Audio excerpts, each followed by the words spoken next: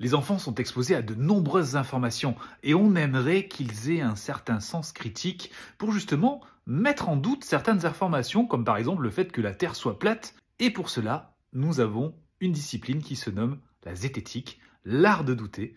Je vais laisser la parole maintenant à Sandra Seignan, neuropsychologue, qui va nous expliquer l'intérêt d'enseigner cet esprit critique et cet art de douter aux enfants, et surtout qui va nous préconiser quelques livres pour les accompagner dans cet apprentissage. Bonjour, je suis Sandra Seignan, je suis neuropsychologue. Merci à Jean-François de me donner la parole aujourd'hui. Aujourd'hui, j'aimerais vous parler de zététique. Mais qu'est-ce que c'est que ce mot bizarre ?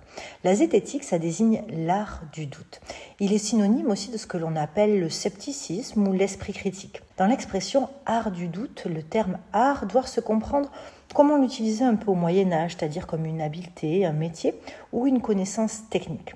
On cherche à distinguer ce qui concerne la science de ce qui concerne la croyance. L'intention visée par la zététique, c'est d'exercer sa capacité à douter de la meilleure façon pour tenter de mieux comprendre le monde dans lequel on vit. Et en utilisant une méthode stricte et rigoureuse qu'on appelle la méthode scientifique. La zététique cherche à vérifier donc des phénomènes qui semblent incroyables avec cette fameuse méthode scientifique. Un des buts de la zététique est aussi de mieux faire comprendre ce qu'est la science et comment elle fonctionne. Donc participer à développer la culture scientifique, notamment à l'école, à la maison, est un objectif très important. Aujourd'hui, il existe plusieurs organisations de zététique en France, comme l'Observatoire de zététique, le Laboratoire de zététique à Nice ou encore le Cortex à Grenoble, qui notamment proposent des interventions au niveau des écoles. Pourquoi est-ce que je vous parle de tout ça aujourd'hui ? Parce que les enfants ont accès via les médias, les réseaux sociaux, à des informations, beaucoup d'informations, et donc ont la possibilité d'être en contact avec de fausses informations. Il est donc indispensable de développer cette habileté chez les enfants. Ils doivent avoir les armes intellectuelles pour réfléchir sur ces informations, mais aussi sur les connaissances qu'on leur transmet. Il existe des ouvrages pour familiariser l'enfant avec ces notions et l'accompagner à développer cette habileté. L'un de mes préférés que l'on peut proposer à partir de 5 ans s'appelle Zach et Zoé, zététiciens en herbe. Il introduit donc à l'esprit critique et à cette fameuse méthode scientifique.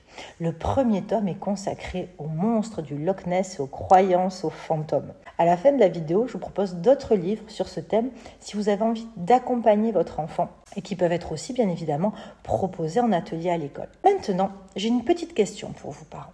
Quelle serait votre réaction si à l'école il était enseigné que la Terre est plate, que les pyramides d'Égypte ont été construites par des extraterrestres ou, un petit peu plus à hauteur d'enfant, que les licornes, les sirènes ou Spider-Man existent vraiment ? Bon, même si bien sûr nous aimons tous ces personnages de légende et qui font briller des étoiles dans les yeux des enfants et que ça leur fait vivre des moments de créativité et d'imagination exceptionnels. Mais malheureusement, nous savons bien tous que ces personnages n'existent pas. Donc vous, parents, éducateurs, vous réagiriez comment si vos enfants étaient soumis à ce type d'informations ? Je vous laisse y réfléchir.